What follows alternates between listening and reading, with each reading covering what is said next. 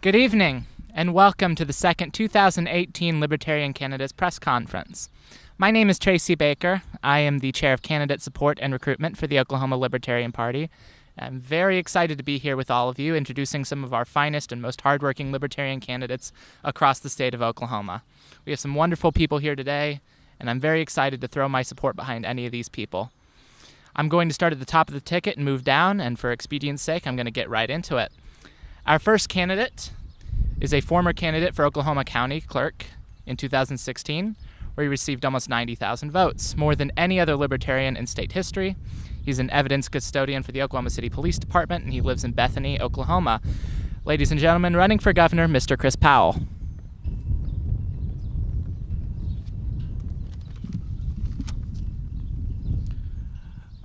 First, I'd like to thank everyone for being here. If Oklahoma is to move forward from the bipartisan bickering of the two establishment parties, the role of journalism to communicate the existence of alternatives to the same old Demoblican and Republican choices will be crucial. My name is Chris Powell. I'm the most experienced, successful, and influential Libertarian seeking the nomination to be governor of Oklahoma. A fact that would not change regardless of who else might decide to join the race. I've been part of the OKLP for over 17 years, including a term as state chairman, and I've been part of a legal case that went all the way to the U.S. Supreme Court, requested legislation that has subsequently become law, and interacted with numerous members of the two establishment parties, including most of those in those two parties who are candidates for governor. Most recently, as a candidate for county office, I received more votes in my county than Libertarian presidential candidate Gary Johnson received statewide. In becoming a candidate for governor, I intend to focus on criminal justice reform, education, and working to reduce redundant, unnecessary, and inappropriate spending by state government. In all three areas, positive impacts can be made on the woeful state budget that has been created by the two establishment parties. To take the last first, we have so many tax credits, subsidies, and incentives that we have an incentive evaluation commission that was created to review all of them. Not that the commission is willing to recommend cutting very much of what we have. This rampant crony capitalism adds up to hundreds of millions of dollars that could be spent on other uses. And it's so much that they cannot all be reviewed in 1 year. It takes the commission several years to do this work. This is but one example of the legislature's failure to prioritize state spending. Instead of determining what departments can be consolidated, agencies that can be eliminated, and what political favoritism we can do without, they've opted to make all state agencies do the same with less. No Oklahoma family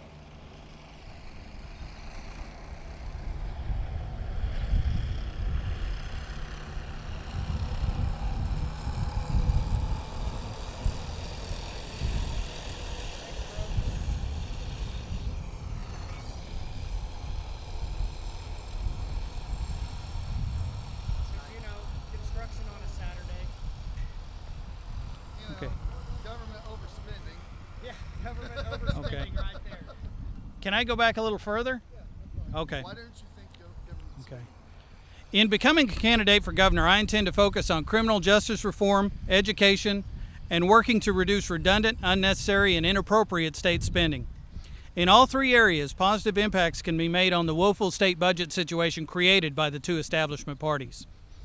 To take the last first, we have so many tax credits, subsidies, and incentives that we have an incentive evaluation commission that was created to review all of them. Not that the commission is willing to recommend cutting very much of this rampant state crony capitalism. Note that there are so many of these incentives, equating to hundreds of millions of dollars, that the commission can't do this all in 1 year. It takes several years for them to review all of this, all of these giveaways. This is but one example of the legislature's failure to prioritize state spending. Instead of determining what departments can be consolidated, what agencies eliminated, and what political favoritism we can do without, they've opted to make all state agencies do the same jobs with less money. No Oklahoma family facing a reduced household income would choose to pay only 90% of all of their bills, they would make decisions about foregoing the cable and just using Netflix or selling an extra vehicle if they can do that. But that's not what our state government is willing to do. This do the same with less approach has certainly affected education. We should, as the law requires, fund education first. But the legislature flouts this law every session. However, in my view, an even larger problem is that state lawmakers seem to consider teachers as incapable, proposing and passing bills every session to micromanage classrooms with curriculum, testing, disciplinary, and regulatory requirements. They do not understand that the best people to make decisions about the education of a child are teachers and parents who actually know that individual child.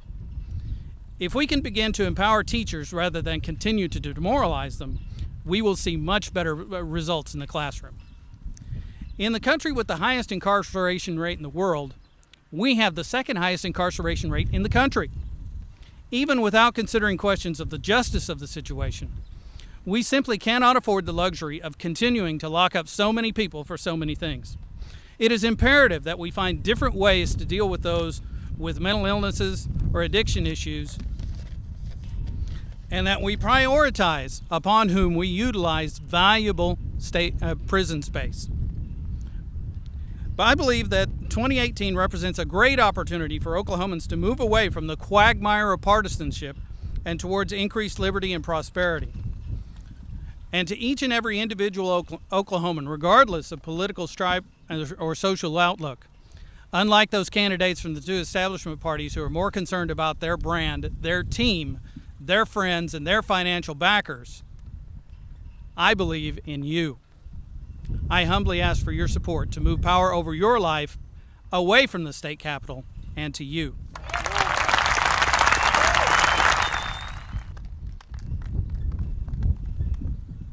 Thank you, Mr. Powell. Our candidate for Lieutenant Governor, Mr. Kevin Hopkins, could not be here today. He's in the hospital, and our thoughts and prayers are with him and his family. Second, I'd like to introduce a Libertarian running for the 84th District of the Oklahoma House of Representatives, Mr. William Cagle.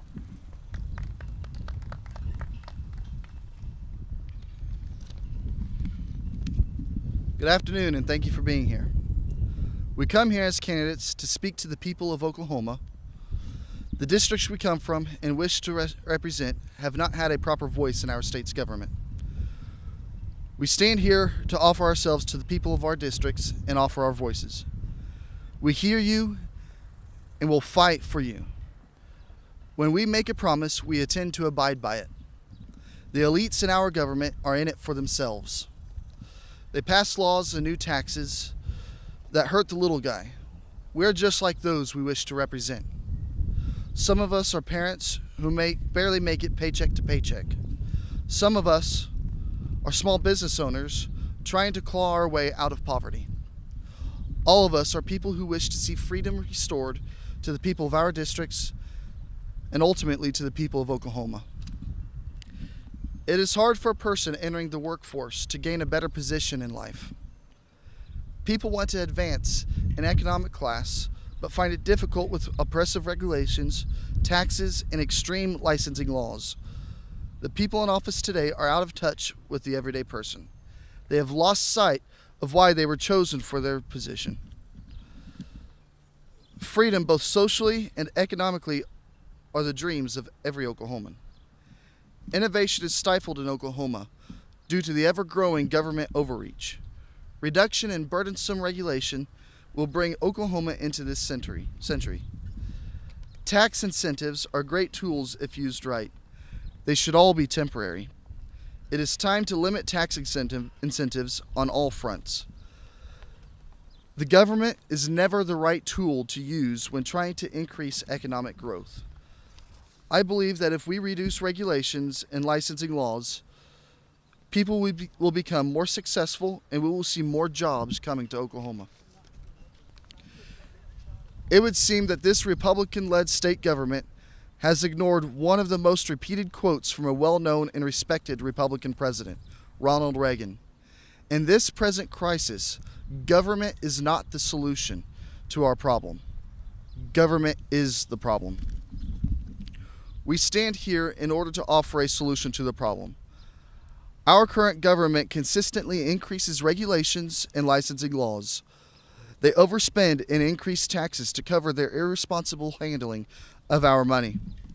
If we could shrink government, reduce regulation, relax our licensing laws, and decrease taxes, people will begin to see an easier path to success. We now come to an important issue of education, an issue many parents bring up when going door to door. Schools in Oklahoma have a de facto segregation. Low-income neighborhoods have poorer schools with often outdated or hand-me-down equipment and teaching materials. Richer neighborhoods attend schools with newer equipment and materials. The problem here is that the money in the school system does not follow the student. The money follows the district. If our state were to switch to a school choice system, it would help underprivileged students who otherwise would excel academically or athletically to increase their abilities and attain more success. It would help those raised in lower income families gain new opportunities to climb out of the poverty they were born into. Our school system in this current state is a major cause for the rise in poverty levels. We are consistently ranked low in the nation when it comes to the quality of education. When one system no longer works, it is time to go with something new. Every candidate standing here is essentially a change candidate. We all represent a party that is not comfortable with the elitists running the other two parties. The voices of the people of Oklahoma have gone unheard for far too long. Starting today, the people of Oklahoma have gained their voice back, and it will no longer be silenced. You have a choice in November of 2018 to elect the same people that have broken promise after promise, or elect a libertarian who intends to keep their word and increase your freedoms. We don't want to use the government to force solutions on people that have been proven not to work many times. We offer freedom both socially and economically as a solution. We want to live our lives free from interference just as you do. As I said before, we are just like you. We come from all over the socio-economic spectrum. We are everyday people offering a solution that has resonated in the hearts and minds of everyone since 1776. We are the voice of the people, and we are here to stay. I'm William Kegel, and I'm running to represent House District 84.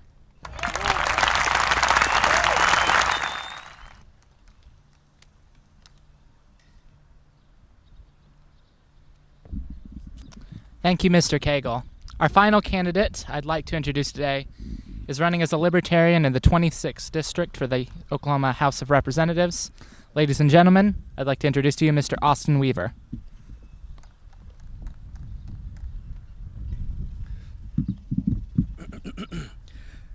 Good afternoon, ladies and gentlemen. My name is Austin Weaver, and first off, I'd like to thank the Libertarian Party of Oklahoma for organizing this event. The two-party system we've had in place for generations has failed us. There's an alternative, however. As libertarians, we stand united today, and we are ready to walk across the aisle for the people of Oklahoma. That is why today I'm officially announcing that I will be running for the District 26 House of Representatives seat as a Libertarian. I grew up the son of a state representative who was both a Democrat and a Republican at one point. So I've seen firsthand from a young age the distinction of both parties. We can no longer sit by and allow the same politicians with the same lobbyists to keep proposing the same solutions which fail over and over again. It's time for real solutions for the problems facing us today. Regulation and taxation is out of control in this state. Yet, at the same time, the oil and gas companies are getting tax breaks and pumping millions of gallons of toxins into our rivers and even more into the earth through the process of fracking. It's time that the people of Oklahoma are given back the rights that the founding fathers set down for us hundreds of years ago. The right to life, liberty, and the pursuit of happiness. And if I could add, the right to private property. My children and I attend Life Church of Shawnee, and that led us to the community renewal of Pottawatomie County, where we make intentional efforts to build stronger neighborhoods through personal relationships. so I've experienced making things happen through private sector solutions. My family has deep roots in Shawnee and the surrounding communities like Dale, Oklahoma. As a legislator, I'll do my very best to implement the strong family values and morals instilled in me to benefit our state. I want to do this for the people of Oklahoma, for our children and our grandchildren. We have a chance to bring some serious change to this state, and that is why I'm running, and that is why I'm asking for your support today. It's time we roll back the size of government and encourage an environment for business to grow again in Oklahoma by cutting taxes and regulation. We can solve the budget crisis, we can fix the gridlock, and we can make sure our teachers are paid a fair wage. But as long as we are slaves to the Democrats and Republicans, none of this will ever happen. Support me for District 26 House Representatives, and I promise I won't let you down. Thank you.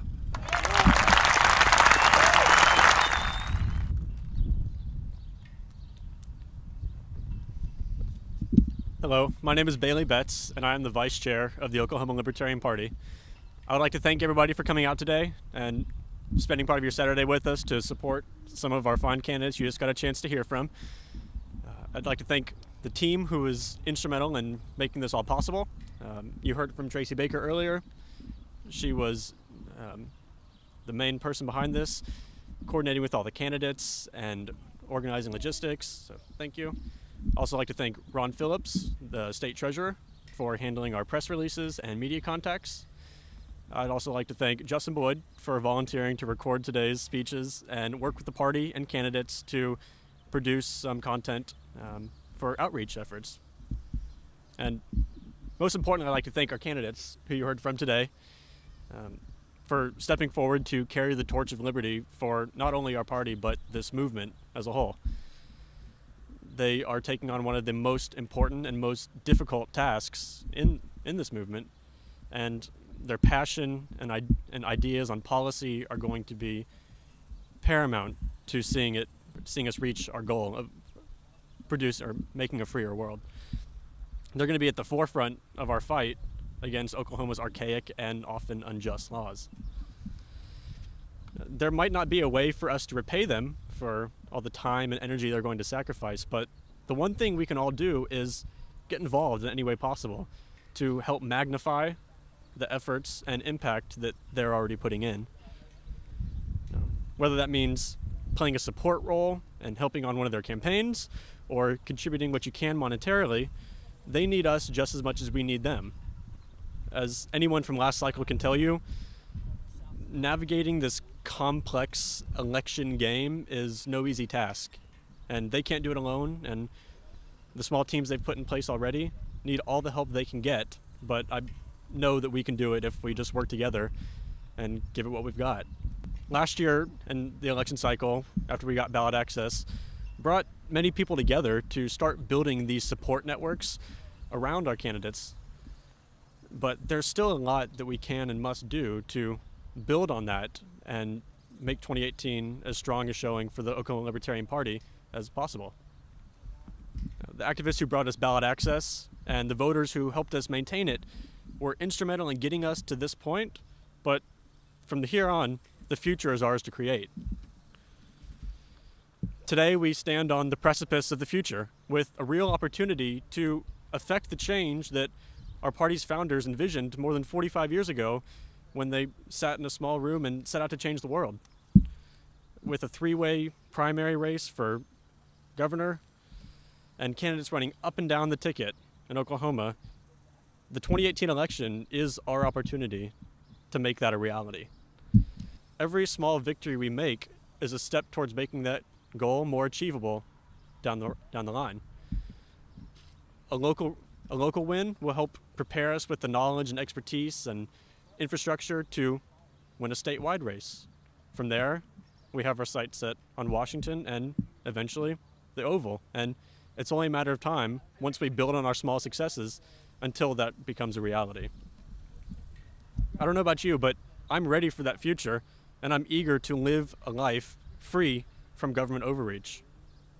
Are you?